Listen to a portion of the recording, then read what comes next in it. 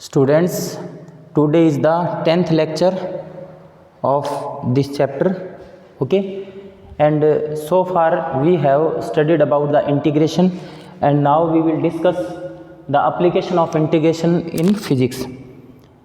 There are so many applications of integration in physics, but here I have taken only one example, okay. ये जो topic है ये मैंने एक नया टॉपिक ऐड किया है जो ये आपको नोट्स में नहीं मिलेगा, तो ये लेक्चर नंबर 10 के ये जो मैंने टॉपिक पढ़ाए हैं दो, ये आप नोट्स ये जो बोर्ड के ऊपर मैंने लिखे हैं यहीं से लिखेंगे आप, ठीक है। तो देखिए application of integration in physics, आपको मैंने पढ़ाया था कि the first derivative of the position और पोजीशन वेक्टर अभी तक आपको पढ़ाया नहीं है, पढ़ाएंगे आपको। अभी आपको इतना ध्यान रखना है, such a physical quantity which possesses both magnitude and as well as direction is known as vector quantity, okay. The first differentiation of the position vector r with respect to t is known as instantaneous velocity. उसको अपन क्या बोलते हैं? Instantaneous velocity बोलते हैं। तो ये instantaneous velocity, और here instantaneous velocity is the function of T. भाई वेलोसिटी है वो टी के ऊपर डिपेंड कर रही है, यानी कि टी का फंक्शन है। तो if r is known to us, okay, if the position vector of the particle और any object is known to us, then we can find out its instantaneous velocity by simply differentiation. Differentiation की help से हम लोग क्या find out कर सकते हैं? Instantaneous velocity find out कर सकते हैं। ये तो एक प्रकार से एप्लीकेशन हो गया किसका? डिफरेंशिएशन का। Similarly if the velocity is known to us, अगर वेलोसिटी अगर हमें क्या है पता है, ठीक है ना।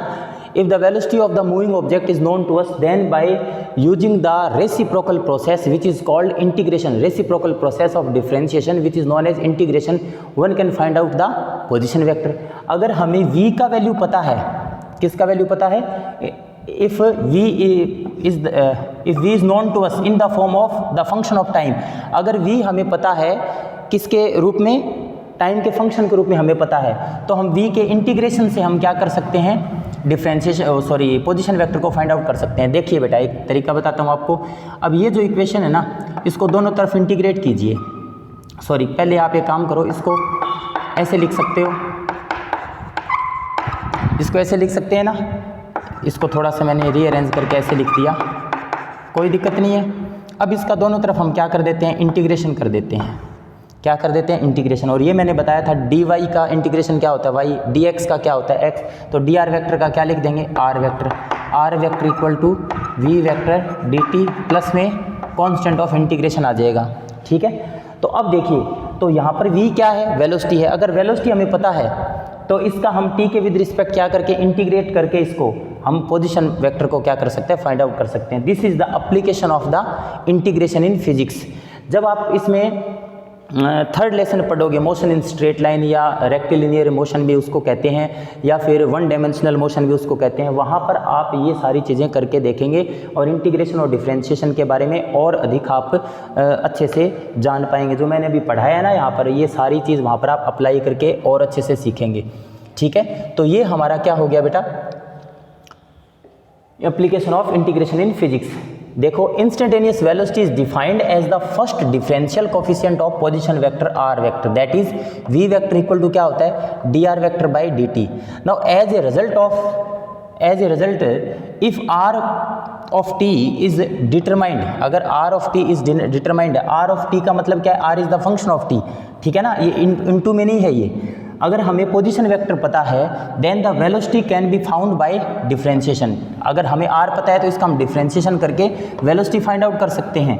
If velocity is known in the form of function, अगर हमें वेलोसिटी पता है, ठीक है ना, इन the form of function, in the form of function of time, then the reciprocal process of differentiation which is called integration can be used to find r vector, okay. Then the reciprocal process of differentiation which is called integration, okay, can be used to find r vector, ठीक है ना। तो position vector को हम find out कर सकते हैं। तो position vector are vector equal to क्या हो जाएगा? V vector of T D T, ठीक है ना। इसका हम अगर हमें वेलोसिटी पता है तो इसका इंटीग्रेशन करके हम पोजीशन वेक्टर को फाइंड आउट कर सकते हैं। यहाँ पर कोई इंटीग्रेशन कांस्टेंट आएगा। इस इंटीग्रेशन कांस्टेंट की वैल्यू भी हम फाइंड आउट कर सकते हैं अगर हमें किसी इंस्टेंट पर जो पोजीशन वेक्टर क्या हो मालूम हो, तो हम इसका इंटीग्रेशन कांस्टेंट भी हम फाइंड आउट कर सकते हैं। ये सब हम थर्ड चैप्टर में करके देखेंगे, ठीक है। अब इसके बाद में हम पढ़ते हैं बेटा इंटीग्रेशन एंड ग्राफिकल रिप्रेजेंटेशन। अब इंटीग्रेशन को ग्राफिकली कैसे रिप्रेजेंट करेंगे, या what is the geometrical interpretation of the integration. तो ज्योमेट्रिकल इंटरप्रिटेशन क्या होता है इसका, ये हम सीखते हैं, ठीक है। तो देखिए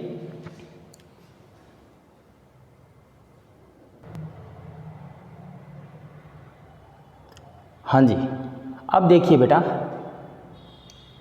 integration and geometrical interpretation clear है। थोड़ा सा मैं इसको जूम कर देता हूँ ताकि आपको और अच्छे से दिखाई दे, ठीक है।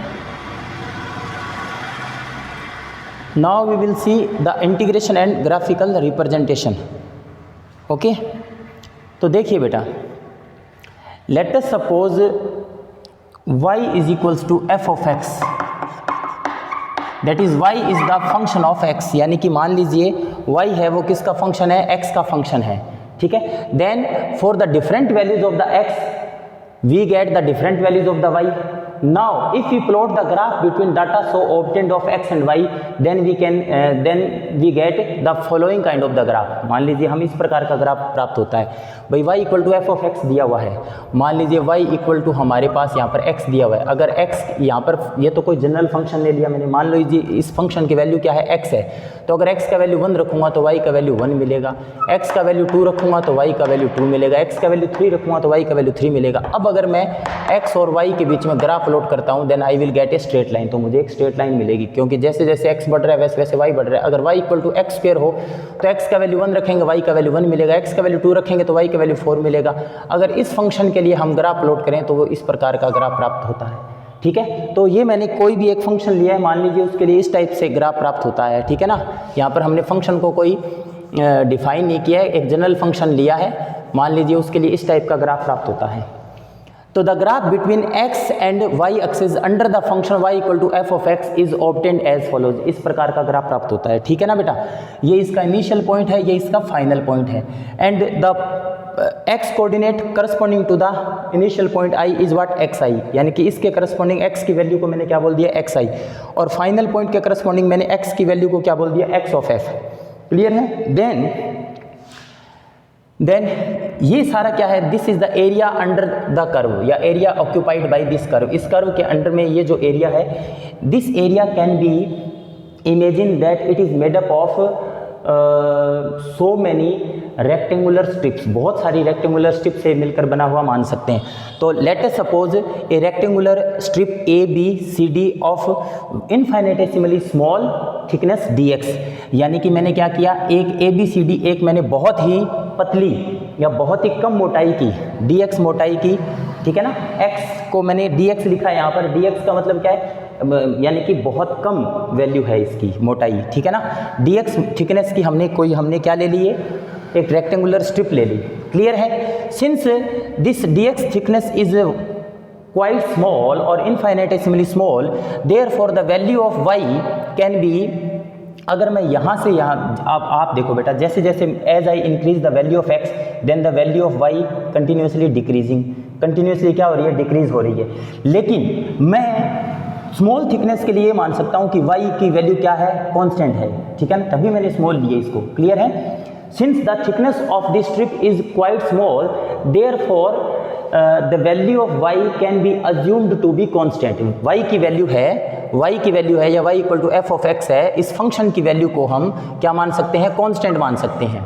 क्लियर है। तो इसकी जो ये यहाँ से लेकर यहाँ तक, यानी कि यहाँ पर वैल्यू कितनी है y, यहाँ पर भी कितनी है y, यहाँ पर भी कितनी है y, यहाँ पर भी कितनी है y है। क्लियर है, ये मान सकता हूँ मैं। तो देखिए बेटा, देयरफॉर इस the area of this rectangular strip, area of rectangular strip क्या होगा, लेंथ इनटू ब्रेड्थ। तो इसकी लेंथ तो हो गई y, लेंथ कितनी हो गई, लेंथ कितनी हो गई इसकी, ये y लेंथ हो गई, और थिकनेस कितनी होगी dx। तो area of the strip ABCD क्या होगा, y dx। Length into breadth y dx, या हम क्या लिख सकते हैं, y की जगह क्या लिख सकते हैं f of x, y की जगह क्या लिख सकते हैं f of x, तो y की जगह मैंने क्या लिखा f of x और dx, या मैं क्या लिख सकता हूँ ये AB तो इसकी क्या गई thickness and AB into AB into CD ना लिख करके हमें क्या लिखना चाहिए, AB इंटू AD लिख सकते हैं, ठीक है ना। AB तो इसकी क्या गई थिकनेस आ गई, या आप ऐसे कर सकते थे इसको, ये लिख दो कि AD तो इसकी क्या हो गई लेंथ हो गई, और ब्रेड्थ कितनी हो गई CD into CD। Similarly other small strips can also be taken, इस प्रकार की मैं बहुत सारी स्ट्रिप्स ले सकता हूँ, ठीक है ना, इस टाइप की मैं बहुत सारी स्ट्रिप ले सकता हूँ, और बहुत सारी स्ट्रिप ऐसे हम ले सकते हैं, क्लियर है। अब बेटा ऐसी जो प्रत्येक स्ट्रिप होगी उसके लिए y का वैल्यू अलग होगा, और इक्वल थिकनेस की ले ली हमने, ठीक है ना। तो अब देखो मान लीजिए इसको मैंने n स्ट्रिप्स में क्या कर दिया, डिवाइड कर दिया, n स्ट्रिप में डिवाइड कर दिया। पहली स्ट्रिप है इसके लिए मान लीजिए इसकी जो लेंथ है वो कितनी है y1 है, मान लीजिए यहाँ तक कितनी है ये लेंथ y1, तो इसके लिए इसका एरिया कितना होगा y1 इंटू dx, ये इसका एरिया हो गया। सेकंड के लिए y का वैल्यू कितना है y2 है और थिकनेस dx, ऐसे ही थर्ड के लिए एरिया फाइंड आउट कर लेंगे y3 dx, क्लियर है। और इन प्रत्येक स्ट्रिप के एरिया को अगर मैं क्या कर दूंगा, ऐड कर दूंगा, तो वो इन सारी स्ट्रिप्स के जो एरिया का जो सम है वो किसके इक्वल आएगा, किसके इक्वल आएगा, is equal to the total area occupied by this curve, okay, और total area under this curve, इस कर्व के नीचे जो टोटल एरिया है ना वो आ जाएगा, क्लियर है। Therefore other small strips can be taken and the area of this strips can be calculated, और इन स्ट्रिप्स का एरिया भी हम क्या कर सकते हैं, इस टाइप से कैलकुलेट कर सकते हैं। अब देखो बेटा अगर हमें बिल्कुल एग्जैक्ट वैल्यू निकालना है तो इसको हमें बहुत ज़्यादा छोटी छोटी स्ट्रिप्स से बना हुआ मानेंगे। एग्जैक्ट वैल्यू अगर हमें प्राप्त करनी है तो इसको और भी ज़्यादा हम छोटी छोटी स्ट्रिप्स में डिवाइड करेंगे, यानी कि dx का वैल्यू और कम करेंगे। तो फिर क्या होगा बेटा, तो फिर मेरे को इसके लिए y1 dx, y2 dx, y3 dx, y4 dx, y5 dx, this becomes very complicated, ये कॉम्प्लिकेटेड हो जाएगा भाई, इतनी स्ट्रिप्स को मैं इसको डिवाइड करना और फिर प्रत्येक स्ट्रिप का एरिया फाइंड आउट करना और फिर उनको ऐड करना। तो मैं इसको ये लिख सकता हूँ बेटा summation y dx where y dx where I is running from 1 to n। बेटा समेशन का मतलब क्या होता है, जोड़, यानी कि यहाँ पर y dx लिख दिया मैंने, तो इसका मतलब क्या है, I यहाँ पर 1 से n तक दौड़ रहा है, I का वैल्यू मैं 1 रखता हूँ तो क्या आएगा y1 dx। समेशन का मतलब क्या है, जोड़, प्लस I का वैल्यू 2 रखो तो y2 dx plus y3 dx plus dash dash dash plus yn dx। अब पर पहली स्ट्रिप का एरिया निकाला, दूसरी स्ट्रिप का एरिया निकाला, तीसरी स्ट्रिप का एरिया निकाला, चौथी स्ट्रिप का एरिया निकाला, ऐसे बहुत सारे स्ट्रिप है, सब का एरिया निकालो फिर उनको ऐड करो, तब जा करके हमें पूरा एरिया प्राप्त होगा। तो ये तो बहुत ही कॉम्प्लिकेटेड प्रोसेस है। अगर हमें एग्जैक्ट वैल्यू प्राप्त करनी है तो इसमें बहुत छोटी छोटी स्ट्रिप से बना हुआ मानेंगे और थिकनेस और भी कम लेंगे। तो this in that case this summation contains a very large number of terms, इस समेशन के अंदर बहुत ज़्यादा टर्म्स आ जाएगी ऐसी, तो ये मुश्किल हो जाएगा। In that case this summation becomes integration, और उस केस में ये समेशन किस में तब्दील हो जाता है, इंटीग्रेशन में कन्वर्ट हो जाता है। किस में कन्वर्ट हो जाता है, इंटीग्रेशन में कन्वर्ट हो जाता है, ठीक है ना। तो अब देखिए, तो उससे अपने ये प्रोसेस क्या हो जाती है, आसान हो जाती है, ठीक है ना, एरिया को फाइंड आउट करना। तो देखिए the area Similarly, other small strips can be taken and the area of these strips can be calculated. Therefore, the total value of function, भाई ये जो y equal to f of x, ये जो function f of x है, इसकी total value कैसे find out करेंगे, कि टोटल वैल्यू कैसे फाइंड आउट करेंगे कि ये जो फंक्शन f(x) है ना, ये जो फंक्शन f(x) है, y इक्वल टू f(x) है, इसको x एक्स के अलोंग, भाई ये फंक्शन किसके अलोंग है, x एक्स के अलोंग है, तो x एक्स के अलोंग इस फंक्शन का वैल्यू हम क्या करेंगे, अलग अलग पॉइंट पर निकालेंगे और फिर उनका सम करेंगे। सम का मतलब उसको इंटीग्रेट करेंगे, जोड़ करेंगे, और कहाँ से कहाँ तक करेंगे, x एक्स के लोग कहाँ से कहाँ तक एडिशन करना है, xi से स्टार्ट करना है और xf तक करना है। तो if I integrate this function from xi to xf, तो यहाँ से लेकर यहाँ तक इंटीग्रेट करूँगा तो इसकी टोटल वैल्यू ऑफ फंक्शन मिल जाएगी। और ये किसके इक्वल होगा बेटा, ये किसके इक्वल होगा, sum of areas of all strips, clear है, या area between the curve and the x axis, यानी कि ये जो कर्व है और जो एक्स एक्सिस है इसके बीच में जो ये एरिया है, ठीक है, इसके बीच में जो एरिया है वो किसके इक्वल होगा, this area will be equal to the sum of areas of all strips, पर ये जो बहुत सारी स्ट्रिप्स हैं इनके एरिया के सम के इक्वल होगा, क्या, area between the curve and the x axis, area between the curve and the x axis, clear है। So the total value of the function और the integration of function f x with respect to x from xi to xf will be equal to what, area between the curve and the x axis। तो integration क्या बताता है, the integration of any function, the integration of any function with respect to the x axis or with respect to the x, okay, gives us what, gives us the area between the curve of the corresponding function and the x axis। Area बताता है, क्या बताता है, area बताता है, कौन सा area बताता है, जो फंक्शन दिया हुआ है उस फंक्शन का जो कर्व है उस कर्व और एक्स एक्स के बीच का एरिया बता रहा है। तो ये इसका ज्योमेट्रिकल इंटरप्रिटेशन है या ग्राफिकल रिप्रेजेंटेशन है। जब हम मोशन इन 1D या रेक्टिलिनियर मोशन पढ़ेंगे तो वहाँ पर हम जो इंस्टेंटेनियस वेलोसिटी है और एवरेज वेलोसिटी है ये सब सारी चीज़ें पढ़ेंगे, ठीक है, इक्वेशन ऑफ मोशंस पढ़ेंगे, तब वहाँ पर ये कंसेप्ट और ज़्यादा अच्छे से आपको क्लियर हो पाएगा, ठीक है। अब मैं आपको कोई दो इंटीग्रेशन के दो क्वेश्चन करवाता हूँ, उसके बाद में अपना इंटीग्रेशन कंप्लीट हो जाएगा। देखिए बेटा, अब अपन दो इंटीग्रेशन के क्वेश्चन करते हैं, ठीक है। तो अब जब आप इसको यूज़ करेंगे ना तब आपको ये और अच्छे से क्लियर हो पाएगा। तो जब हम थर्ड लेसन शुरू करेंगे, क्योंकि जो फर्स्ट लेसन है वो तो केवल इंट्रोडक्टरी चैप्टर है, सेकंड लेसन में हम इसकी बेसिक्स बातें पढ़ेंगे, यूनिट क्या होती है, डायमेंशंस क्या होते हैं, फंडामेंटल यूनिट्स क्या होती है, डिराइव्ड यूनिट्स क्या होती है, इस टाइप की बातें पढ़ेंगे हम, ठीक है। और थर्ड लेसन से सही मायने में फिजिक्स हमारी क्या होगी, स्टार्ट होती है, ठीक है। तो अब देखिए दो क्वेश्चन करवाता हूँ। You have to integrate x to the power 0.5 with respect to x, यानी कि x की पावर 0.25 को x के विद रिस्पेक्ट इंटीग्रेट करना है। दूसरा है e to the power 2x plus 3, इसको x के विद रिस्पेक्ट इंटीग्रेट करना है, ठीक है। आपको पता है इसको इंटीग्रेट करना है तो हम इसको मान लेते हैं लेट i इक्वल टू, इस इंटीग्रेशन को हमने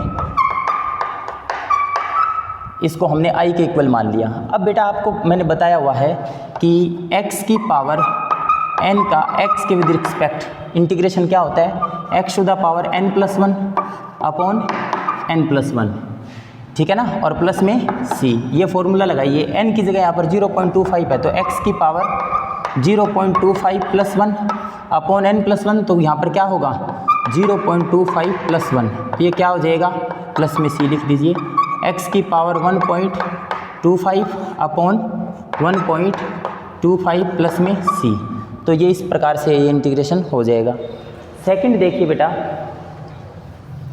सेकंड क्या है हमारा, e to the power 2x plus 3 को इंटीग्रेट करना है कि let i equal to e to the power 2x plus 3 dx।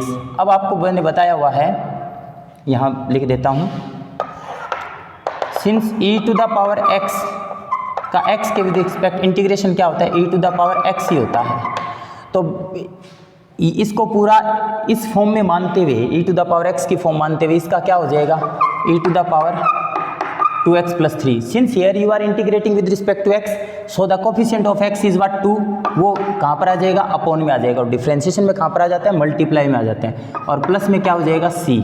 तो इस प्रकार से ये इंटीग्रेशन आपका हो जाता है। तो अब इंटीग्रेशन आपका कंप्लीट हो चुका है। अगला जो लेक्चर होगा उसमें हम एवरेज वैल्यू पढ़ाएंगे आपको। एवरेज वैल्यू में भी बहुत सारे इंटीग्रेशन हमें करने पड़ेंगे, तो आपको इंटीग्रेशन करना और अच्छे से आप सीख पाओगे, ठीक है।